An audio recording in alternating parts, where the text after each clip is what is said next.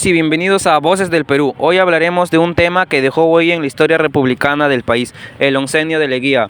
Somos el Grupo 1 y hablaremos sobre este tema. Nuestro grupo está conformado por Anthony Ramírez Agurto, Serrano González Víctor, Irwin Joel Pizango Vilcapoma, Palomino Daniel Jocelyn, Urbina Flores Sebastián. Lazo Vázquez Medalí.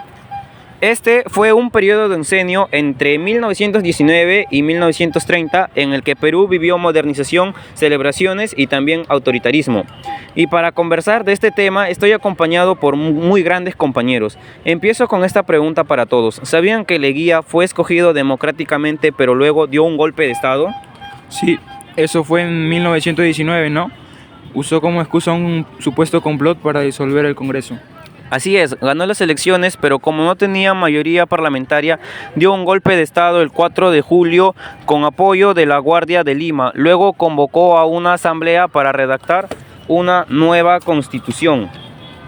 El establecimiento del régimen de Leguía fue un proceso gradual pero inexorable. Si bien inicialmente se presentó como una figura de modernización, su consolidación en el poder se basó en la supresión sistemática de la oposición y el control férreo de las instituciones. La manipulación electoral y la eliminación de cualquier voz disidente fueron herramientas esenciales para construir su dictadura.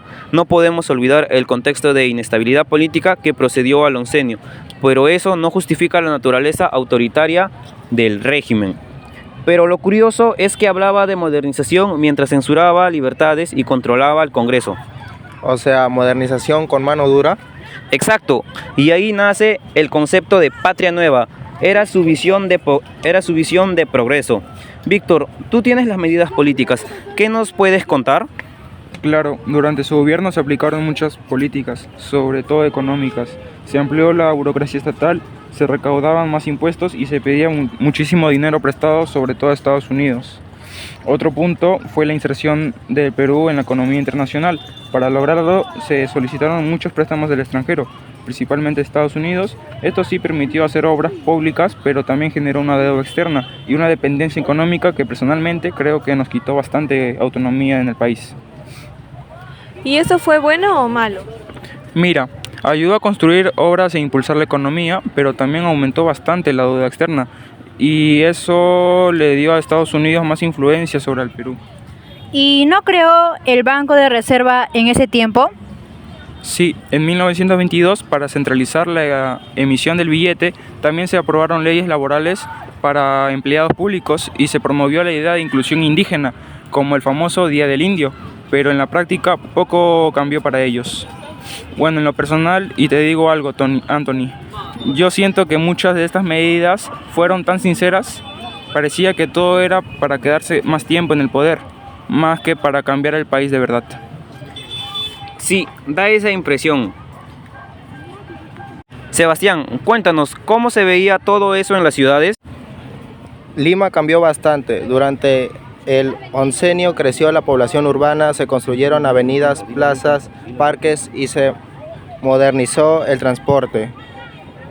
En este contexto, la población urbana creció considerablemente, producto tanto del crecimiento demográfico como de las migraciones internas.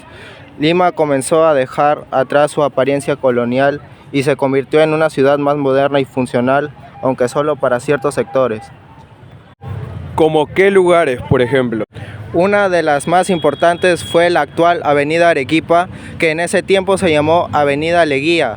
Esta vía se convirtió en un eje residencial para la élite limeña, con casas señoriales, jardines y edificios lujosos que marcaron un cambio en la manera de vivir de los sectores más acomodados.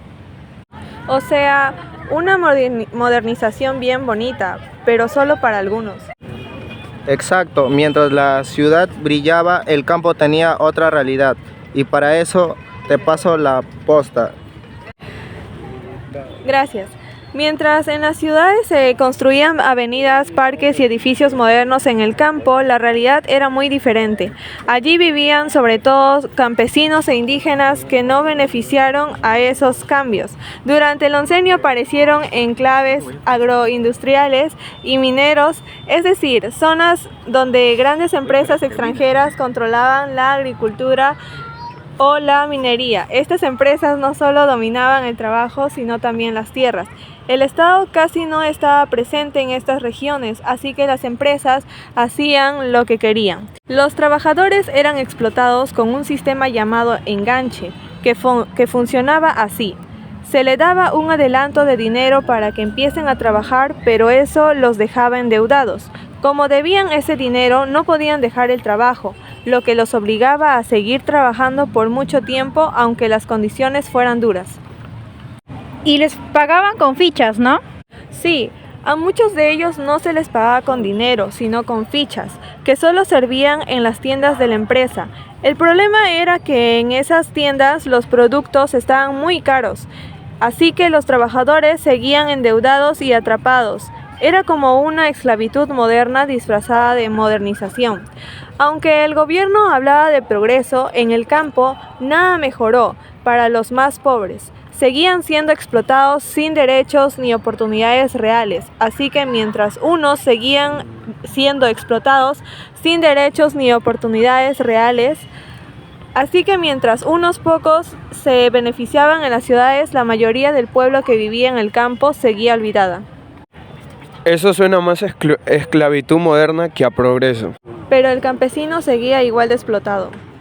Hablando de avances, Medali, tú investigaste las comunicaciones. ¿Qué nos puedes contar? Bien, durante el gobierno de Augusto Beleguía, el Perú vivió una transformación profunda y uno de los cambios más notables fue sin duda el avance en las comunicaciones.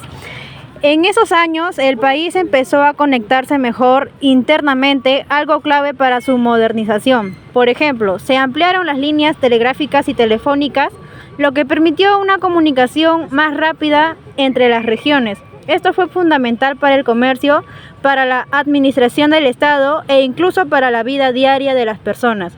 Otro gran avance fue el transporte ferroviario. Se expandieron las líneas de tren que conectaban zonas productoras con los puertos, lo que ayudó a impulsar la economía, sobre todo en la minería y la agricultura. Además, Leguía impulsó la construcción de carreteras, siendo la más importante la carretera central, que conectó Lima con el centro del país. Esto facilitó el transporte de productos y personas y redujo los tiempos de viaje entre regiones. También se mejoró el sistema postal, haciendo que el envío de cartas y paquetes fuera más eficiente, incluso en zonas más alejadas del país. Un avance importante, sin duda. Eso. Y para cerrar, Joel, ¿cuál es el verdadero legado del oncenio? Bueno, Leguía dejó muchas obras y embelleció las ciudades, atrajo inversiones y reorganizó el Estado, pero también dejó un país endeudado, más dependiente y con una democracia debilitada. Yo creo que en el océano es una de nuestras claras de que el desarrollo sin justicia y ni participación no es verdadero progreso. Modernizar no es solo construir edificios, es también respetar derechos y escuchar a la gente. Qué buena reflexión final, Joel. Y con esto terminamos este episodio. Hoy aprendimos que la historia del Perú no solo se cuenta con obras y presidentes, sino también con decisiones que afectaron a muchas personas. Gracias a todos por compartir con nosotros y que nos escucharon. Nos vemos en un próximo episodio de Voces del Perú. Gracias.